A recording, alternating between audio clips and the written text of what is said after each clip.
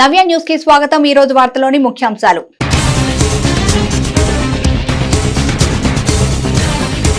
దివ్యాంగ వృద్ధ ఓటర్లకు ప్రత్యేక సదుపాయాలపై దృష్టి సారిస్తున్నాం।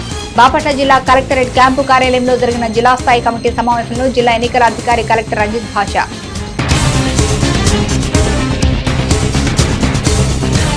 ఘనంగా రేణుకమ్మ తిరునాళ్లు ఉత్సవాలు ప్రారంభం। నగర ఉత్సవంలో భారీగా తరలి వచ్చిన భక్తులు। బాపట్ల జిల్లా కలెక్టరేట్లోని కలెక్టర్ క్యాంపు కార్యాలయంలో దివ్యాంగులు వృద్ధ ఓటర్లకు ప్రత్యేక సదుపాయాలు కల్పించే అంశంపై జిల్లా స్థాయి కమిటీ సమావేశం జిల్లా కలెక్టర్ రంజిత్ భాషా అధ్యక్షతన నిర్వహించారు। దివ్యాంగులు వృద్ధ ఓటర్లకు ప్రత్యేక సదుపాయాలు కల్పించాలని జిల్లా ఎన్నికల అధికారి కలెక్టర్ పి రంజిత్ భాషా తెలిపారు। బాపట్ల జిల్లా కలెక్టరేట్లోని కలెక్టర్ క్యాంపు కార్యాలయంలో దివ్యాంగులు వృద్ధ ఓటర్లకు ప్రత్యేక సదుపాయాలు కల్పించే అంశంపై జిల్లా స్థాయి కమిటీ సమావేశం జిల్లా కలెక్టర్ రంజిత్ భాషా అధ్యక్షతన నిర్వహించారు। ఈ సందర్భంగా కలెక్టర్ రంజిత్ భాషా మాట్లాడుతూ ఎన్నికల కమిషన్ మార్గదర్శకాల మేరకు ప్రతి పోలింగ్ కేంద్రాల్లో దివ్యాంగులు వృద్ధ ఓటర్లకు స్నేహపూర్వక వాతావరణం కల్పించాలని చెప్పారు। 14,525 మంది దివ్యాంగ ఓటర్లు ఉన్నారని 85 సంవత్సరాలు దాటిన వృద్ధ ఓటర్లు 8,633 మంది ఉన్నారని తెలిపారు। పోలింగ్ కేంద్రాల వారీగా మ్యాపింగ్ చేయాలని అధికారులను ఆయన ఆదేశించారు। అన్ని నియోజకవర్గాల్లో ఆదర్శ పోలింగ్ కేంద్రాలు ఏర్పాటు చేయాలన్నారు। నియోజకవర్గాలు పోలింగ్ కేంద్రాల వారీగా వీల్ చైర్స్ ఏర్పాటుపై ఆర్ఓల నుంచి నివేదిక తెప్పించుకోవాలన్నారు। ప్రతి పోలింగ్ కేంద్రంలో దివ్యాంగులు వృద్ధుల కొరకు తప్పనిసరిగా ర్యాంపులు ఏర్పాటు చేయాలన్నారు। ఎన్నికల సమయంలో దివ్యాంగులు పోలింగ్ కేంద్రాలకు వచ్చేలా వాహనాలు ఏర్పాటు చేయాలన్నారు। పోలింగ్ కేంద్రాల్లో దివ్యాంగులకు ప్రత్యేక క్యూ లైన్ ఏర్పాటు చేయాలన్నారు।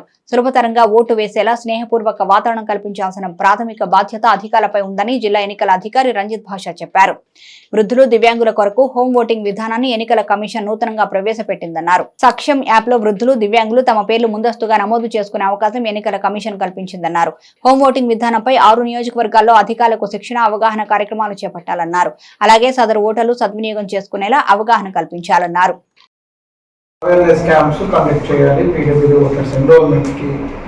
ప్రతి పోలింగ్ సెక్షన్ లో మ్యాపింగ్ జరగాలి। With basic 5 things we have to ensure. Yes, sir. Okay, this thing you prepare a circular today itself, making minutes, and then send all the returning officers for taking necessary special camps to enroll, to explain the facilities, and to make sure that all facilities are available at the polling.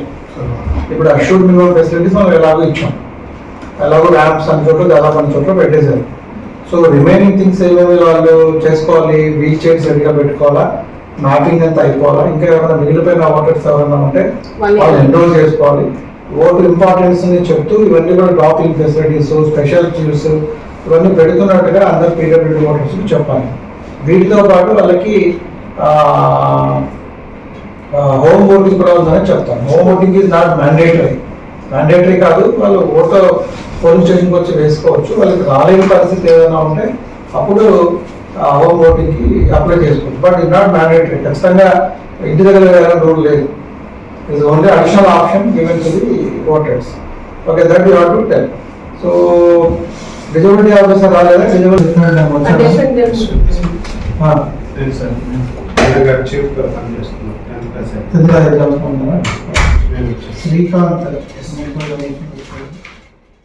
Chirala పట్టణం బోసునగర్లో శ్రీ రేణుకాదేవి అమ్మవారి 33వ వార్షిక తిరునాళ్ల మహోత్సవ వేడుకలు వైభవంగా జరుగుతున్నాయి। 3వ రోజు తిరునాళ్ల ఉత్సవంలో భక్తులు పెద్ద సంఖ్యలో హాజరై అమ్మవారిని దర్శించుకున్నారు। చీరాల పట్టణం బోసునగర్లో వేంచేసి ఉన్న శ్రీ రేణుకాదేవి అమ్మవారి 33వ వార్షిక తిరునాళ్ల మహోత్సవ వేడుకలు ఆలయం వద్ద వైభవంగా జరుగుతున్నాయి। ఈ సందర్భంగా 3వ రోజు తిరునాళ్ల ఉత్సవంలో భక్తులు పెద్ద సంఖ్యలో హాజరై అమ్మవారిని దర్శించుకున్నారు। అమ్మవారికి 108 కలశాలతో పంచామృత అభిషేకాలు, అలంకరణ సేవ కార్యక్రమాలు జరిపారు। అనంతరం పురవీధుల గుండా రేణుకాదేవి అమ్మవారి పావన గ్రామోత్సవం మేళతాళాలు, కనకతప్పెట్ల నడుమ సాగింది। తిరునాళ్ల సందర్భంగా ఆలయం వద్ద కమిటీ ప్రతినిధులు ప్రత్యేక ఏర్పాట్లు చేశారు। శ్రీ రేణుకా అమ్మవారి దేవస్థానం బోసునగర్ చీరాల।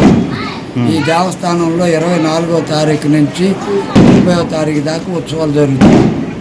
7 రోజుల కార్యక్రమం, 5 రోజులు నిత్యం అభిషేకాలు ఉంటాయి। పొద్దున్న చీకటితో 516 కలశాలతో అభిషేకాలు చేస్తున్నాం। ఆ తర్వాత విశేష పూజలు, కుంకుమార్చన, పుష్పయాగం, సాయంత్రం పూట సాంస్కృతిక కార్యక్రమాలు, ఈరోజు తిరునాళ్ళ కార్యక్రమం దిగునైంది। తిరునాళ్ళ మహోత్సవం జరుగుతుంది। నగరోత్సవం చేస్తారు పావనండి। వేడుకము మహానివేదనలు ఉంటాయి। గురు శుక్రవారం, శనివారం అన్న సంతర్పణ, వసంతోత్సవం నగరోత్సవం కార్యక్రమంతో ముగిస్తాయి కార్యక్రమాలు. అమ్మవారు చాలా విశేషము. ప్రతి శుక్రవారం, మంగళవారం, ఆదివారం విశేషంగా పూజలుతాయి. కోరుకున్న కోరికలు తక్షణమే నెరవేరుతాయి. గత 300 సంవత్సరాల చిల్లర ఉన్నటువంటి అమ్మవారి దేవస్థానం ఇది. మళ్ళీ రీమోడల్గా చేశారు. దీన్ని పునర్జీవనం చేసి 35 సంవత్సరాలు అయింది. ఇది 35వ సంవత్సరం అనుకుంటా. చరిత్రలో నేటి ముఖ్యమైన ఘటనని ఓసారి చూద్దాం.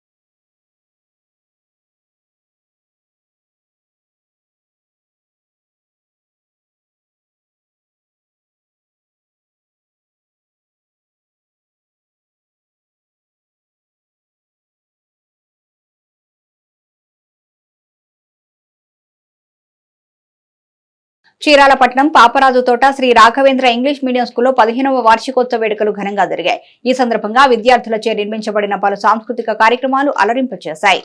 చీరాలపట్టణం పాపరాజు తోట శ్రీ రాఘవేంద్ర ఇంగ్లీష్ మీడియం స్కూల్లో 15వ వార్షికోత్సవ వేడుకలు ఘనంగా జరిగాయి. ఈ సందర్భంగా విద్యార్థులచే నిర్మించబడిన పలు సాంస్కృతిక కార్యక్రమాలు అలరింపచేశాయి. అనంతరం పలువురు అతిథులు విద్యార్థులను ఉద్దేశించి ప్రసంగించారు. ప్రతి ఒక్కరూ విద్యార్థి దశ నుంచే పట్టుదలతో చదవాలన్నారు. ముఖ్యంగా లక్ష్యం వైపు వెళ్లే సమయంలో ఎన్ని అవరోధాలు వచ్చినా ఏమాత్రం వెనకడుగు వేయరాదన్నారు.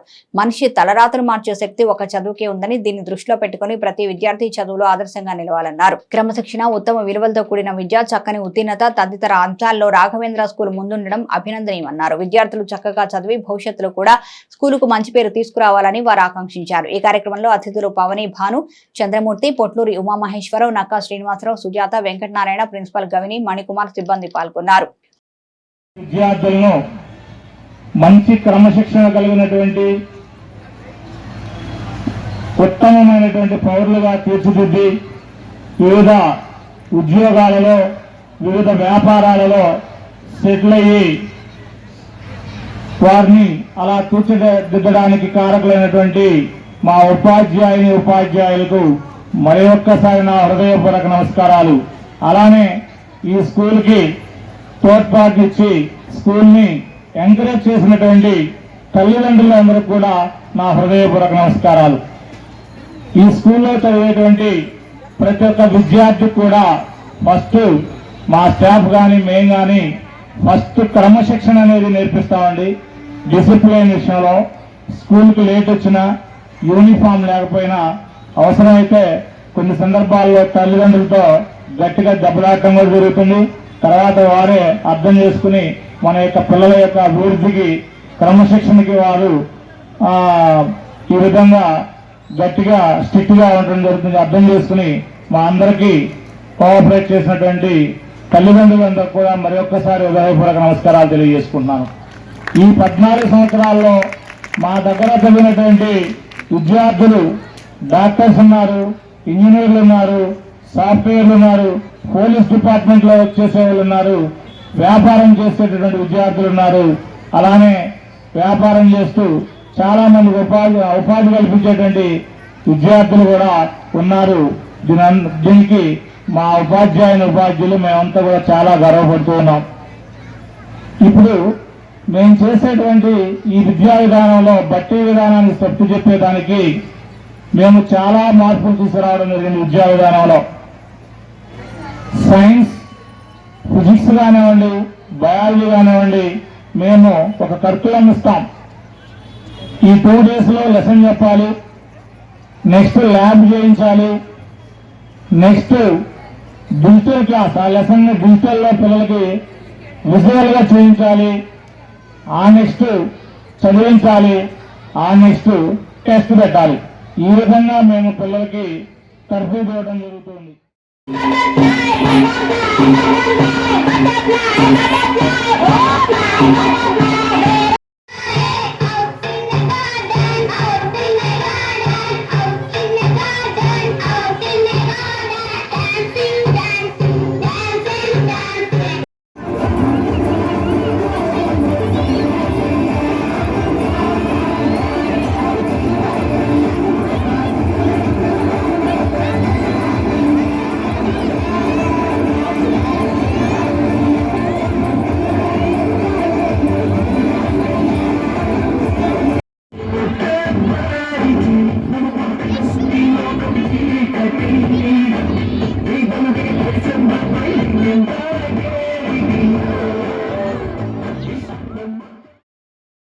బాపట్ల జిల్లా కలెక్టరేట్లోని కలెక్టర్ ఛాంబర్లో జిల్లాలోని గుర్తింపు పొందిన రాజకీయ పార్టీల నాయకులతో జిల్లా కలెక్టర్ రంజిత్ భాష సమావేశం నిర్వహించారు.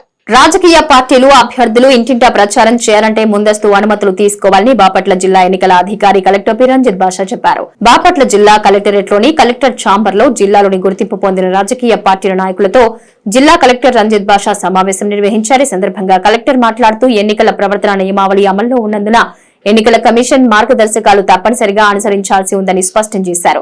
అభ్యర్థులు తమ ప్రచారానికి సంబంధించిన షెడ్యూల్ ను రిటర్నింగ్ అధికారికి సమర్పించారన్నారు. జిల్లా స్థాయి నాయకులు జిల్లా వ్యాప్తంగా ప్రచారాలు చేయాల్సి ఉంటే జిల్లా ఎన్నికల అధికారి వద్ద దరఖాస్తులు చేసుకోవాలన్నారు. ప్రచారానికి సంబంధించిన వాహనాలు, హెలికాప్టర్ అనుమతులు, ఎయిర్ బెలూన్స్ కు జిల్లా ఎన్నికల అధికారి అనుమతిస్తారని వివరించారు. నేరుగా లేదా ఆన్లైన్ లో సువిధ యాప్ పోర్టల్ ద్వారా దరఖాస్తు చేసుకోవచ్చన్నారు. నియోజకవర్గ స్థాయిలో ప్రచారాలు, వాటి అనుమతుల కొరకు సంబంధిత ఆర్ఓలకు దరఖాస్తు చేసుకోవచ్చని తెలిపారు. స్టార్ లీడర్లుగా గుర్తింపు పొందిన ప్రముఖ నాయకుల ప్రచారానికి రాష్ట్ర స్థాయి ఎన్నికల అధికారి వద్ద అనుమతి పొందాలన్నారు.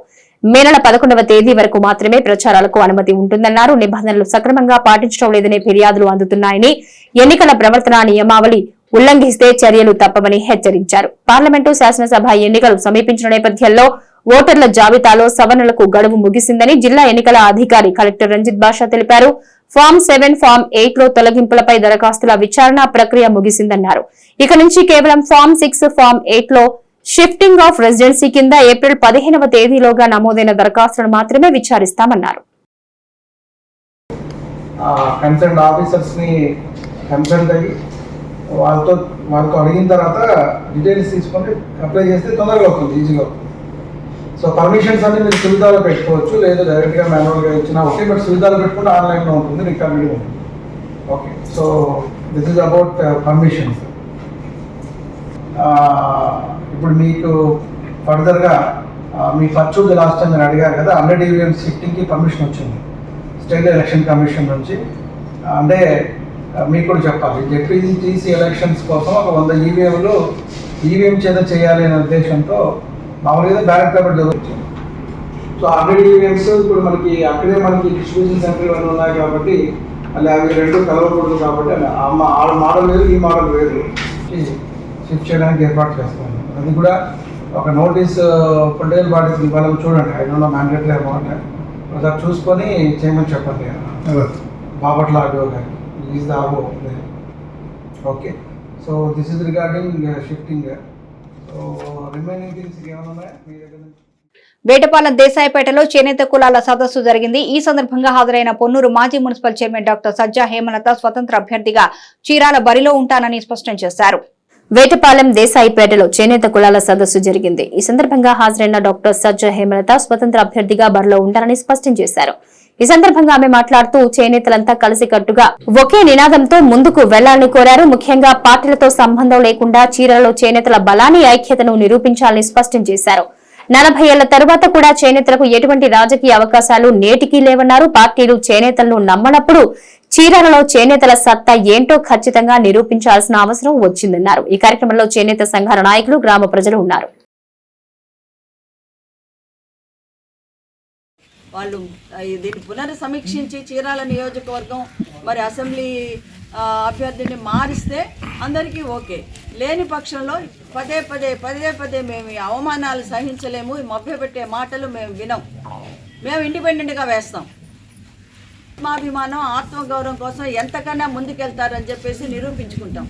చాలా మందికి ఒక అభిప్రాయం ఉంది మన మీద, చేనేతలు చాలా సౌమ్యులు, వాళ్ళు ఏం చేయలేరు, ఏది ఇస్తే అది సర్దుకుపోతారని.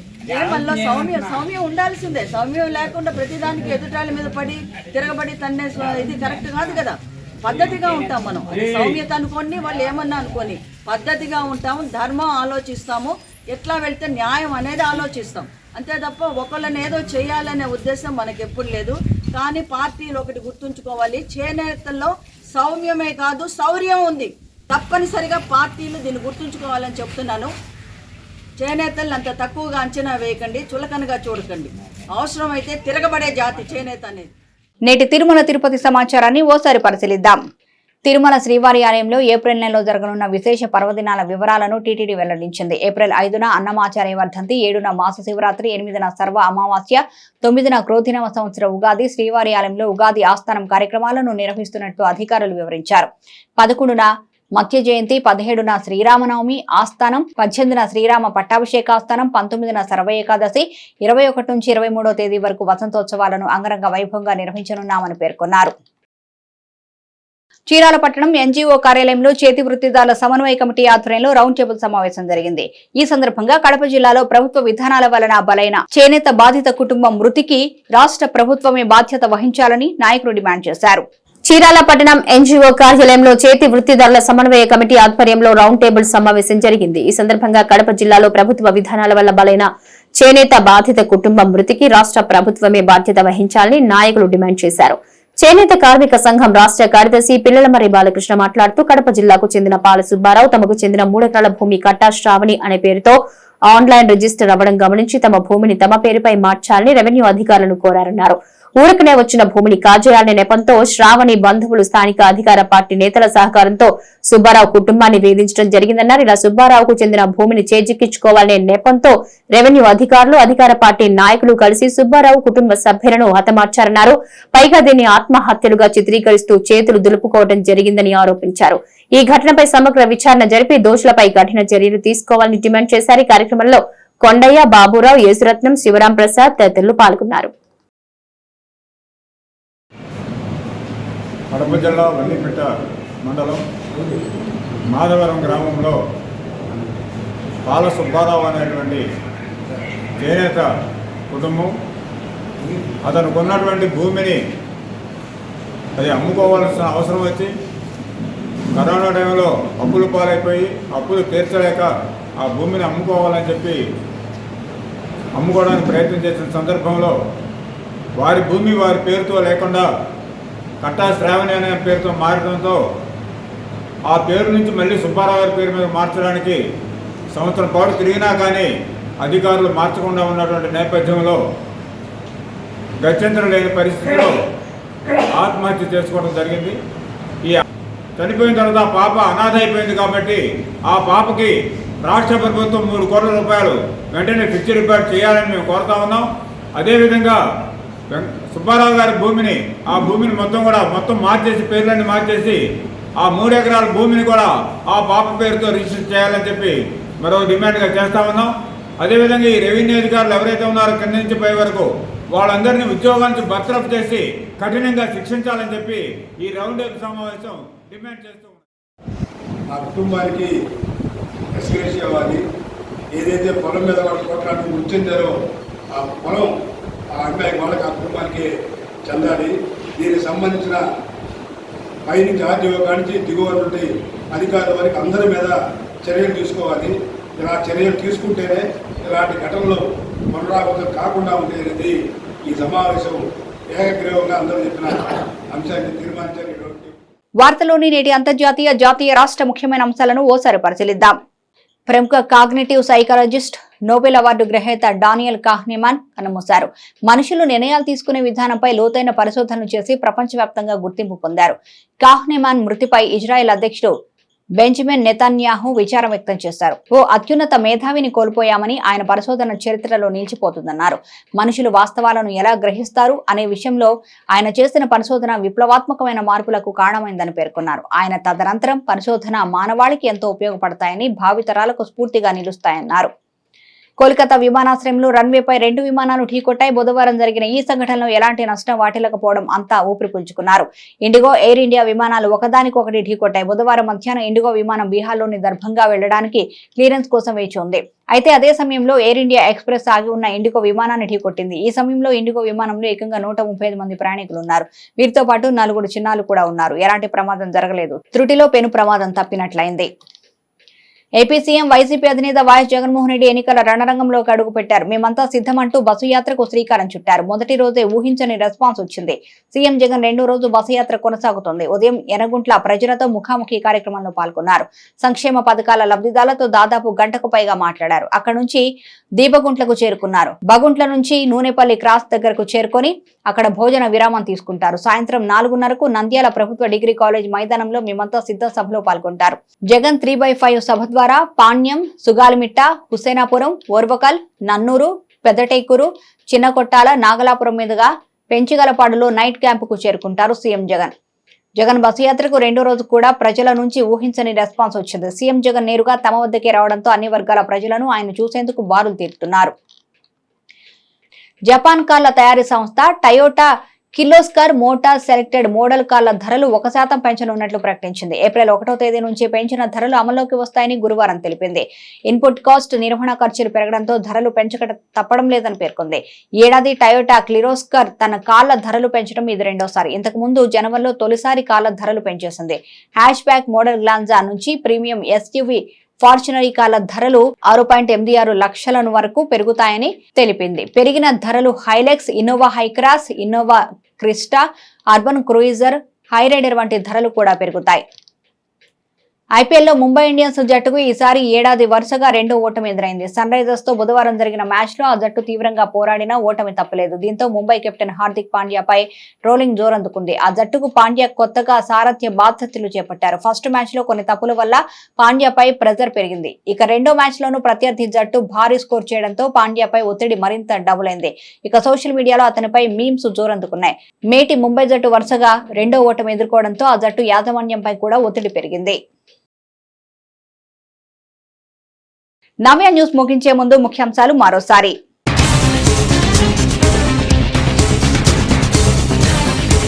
దివ్యాంగ వృద్ధ ఓటర్లకు ప్రత్యేక సదుపాయాలపై దృష్టి సారిస్తున్నాం. బాపట్ల జిల్లా కలెక్టరేట్ క్యాంపు కార్యాలయంలో జరిగిన జిల్లా స్థాయి కమిటీ సమావేశంలో జిల్లా ఎన్నికల అధికారి కలెక్టర్ రంజిత్ భాషా.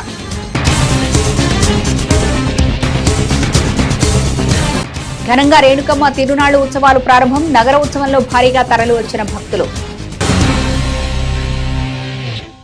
నవ్య న్యూస్ ఇంతటితో సమాప్తం. నమస్కారం.